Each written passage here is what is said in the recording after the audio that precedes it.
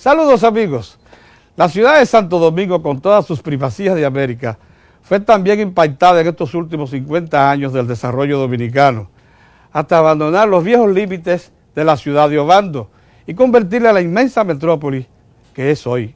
La vieja ciudad de Intramuros ya había traspasado sus límites a la muerte de Trujillo en 1961, pero las vías de tránsito que hoy conocemos como grandes corredores que nos permiten ir de un lado al otro de la capital no existían.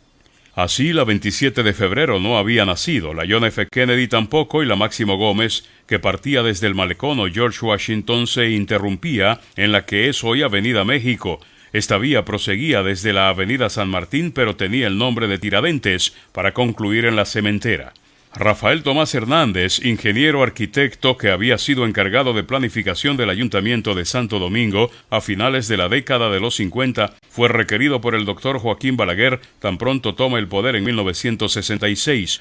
Le preguntamos si hubo previsión anterior acerca del desarrollo urbanístico de la capital.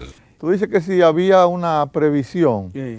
y yo te diría que a grandes rasgos, la capital está condicionada a la maravillosa ubicación que tiene, que es una ciudad que tiene un privilegio enorme, porque tenemos litoral marino, pero tenemos 3 ríos importantes que abrazan el núcleo central de la población, el Isabela, el Osama y el Jaina. Son, imagínatelo, como 3 grandes brazos que nos hacen una posición privilegiadísima. Además, la ciudad tiene una topografía como en terrazas, la terraza que está a nivel de la avenida George Washington, del litoral, una primera terraza, vamos a decir, que es la que define el Mirador del Sur, la tercera, que sería la 27 de febrero. A grandes rasgos, esa situación topográfica establece premisas, establece como un condicionamiento deseable de que se aprovechara. Aparte de eso, nosotros hemos tenido gentes muy entregadas al quehacer urbano, como Moncito Báez, que fueron precursores, fueron gente que cogieron la ciudad de Obando y le dieron lineamientos extramuros, ese primer crecimiento que abarcó San Carlos, Gascue, Estancia Nueva, Ciudad Nueva. Entonces, eso fue una primera etapa. El activo desarrollador urbano que es Rafael Tomás Hernández nos cuenta la manera como se concebía la ciudad capital a la entrada de la década de los 60. Y realmente cuando a mí me tocó ser era subdirector de Obras Públicas Urbanas encargado de la planificación, porque había 2, Obras Públicas Urbanas, que estaba un ingeniero, y estaba yo en la cuestión de la planificación. Ahí la ciudad se concebía como una estructura que iba a tener limitaciones, que iba a tener límite urbano, que lo pensábamos una vez en la Fabre Yefra, Sí. que es el Abraham Lincoln de ahora. Abraham Lincoln de Imagínate tú. Después recordarás que cuando se hizo la Winston Churchill, Sí. decían que el presidente Balaguer estaba haciendo un cementerio con luces. Sí. Esa avenida no le iba a pasar nadie por ahí. Sí, así es. Así se veía. Así era que se Es más, veía. decían la suntuosa. La suntuosa. Y esa lo bautizaron así. Mira tú, la Winston Churchill. Si no se hace la Winston Churchill, la Abraham Lincoln, y esas prolongaciones, y esas avenidas nuevas. Esa no... El ingeniero Rafael Tomás Hernández acude al maestro, el ingeniero Moncito Báez López Pena, para definir los conceptos que ayudan a definir los límites de una ciudad. Basándome en las palabras de Moncito Báez, que decía que la ciudad capital no es la resultante, sino que es la consecuencia de múltiples factores, entre los cuales están esos que yo te menciono, que son factores físicos, del terreno, de la posición y de la cosa, y los factores políticos y sociales de cada momento, porque hay cosas que han sucedido porque se le han dado prioridades a obras que uno ni soñaba. El Metro de Santo Domingo es la gran obra del presente siglo XXI con sus 30 estaciones y casi 30 kilómetros de vías. Está proyectado para agregarle otras 4 líneas más que abarcarían casi todo el perímetro del Gran Santo Domingo.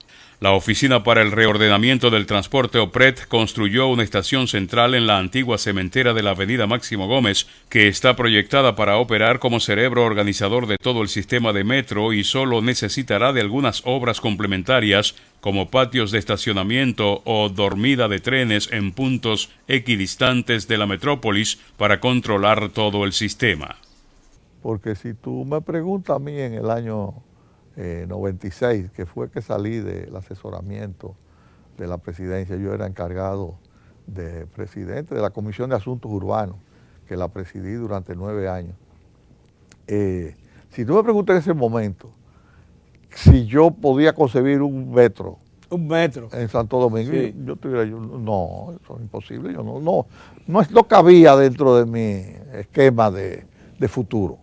No lo considera. Mucho menos un metro que tiene 30 estaciones, que tiene 27 kilómetros de vía. Parecía un sueño y te voy a decir, el que ha tenido, como me ha pasado a mí, que hacer algunos kilómetros de vías dentro de zonas construidas,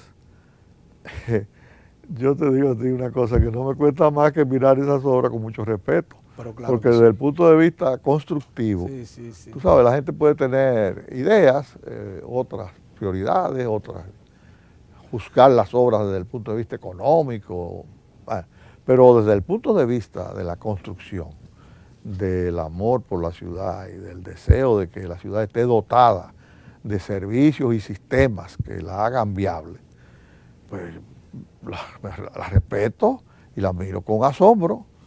La avenida 27 de Febrero es la primera gran avenida que inicia la transformación de la capital en una gran urbe.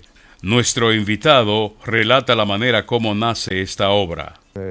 La 27 de Febrero es una avenida que yo la vi desde que se concibió y palpé, no construida por mí, pero sí diferentes tramos de la avenida fueron planeados y concatenados por mí, en sitios donde yo he tenido alguna injerencia.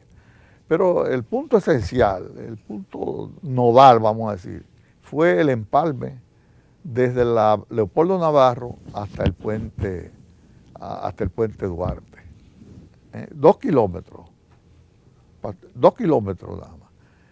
Y eso fue una obra, mira, que el esfuerzo no costó mucho, costó 2 millones de pesos. Pero el asunto del desplazamiento de familias, yo estableció una línea recta hasta allá. Mientras estuvimos trabajando ahí, yo me decía a mí mismo y rezaba. A veces en la misma iglesia de San Juan Bosco yo entraba, de Don Bosco yo entraba, a las 5 de la mañana, que era la hora que podía inspeccionarla tranquilo, porque eso se llenó de gente opinando, todo el mundo opinando ahí. Esa es la obra que más inspectores ha tenido. Porque todo el mundo iba a decir, ¿por qué esto no pasa por la Barahona? ¿Y por qué esto no se va por allí? Esto es un disparate. Y yo decía, yo lo que pedía era fe en que la íbamos a poder terminar. Claro. Porque era una obra, bueno, para los recursos.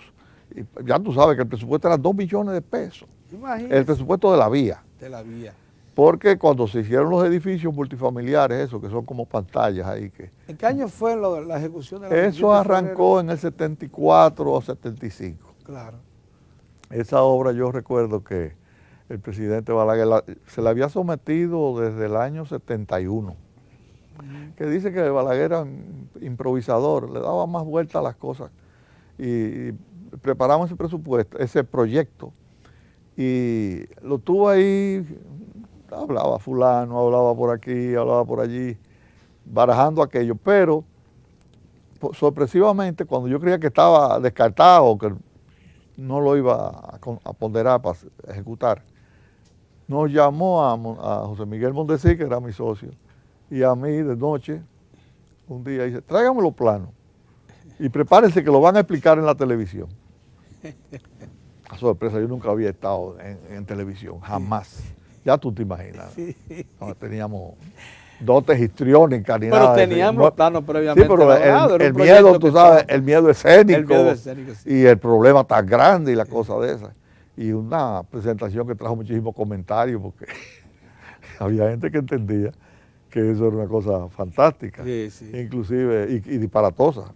Inclusive mi admirado y querido amigo don Rafael Herrera se oponía firmemente a eso.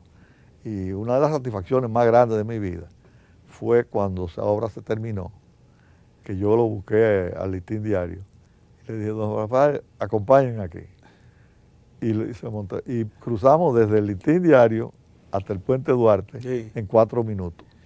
Un tránsito que tú te acuerdas que había que irse por la Barahona, cruzar para la Vicente Noble, subir al puente. Era, caramba.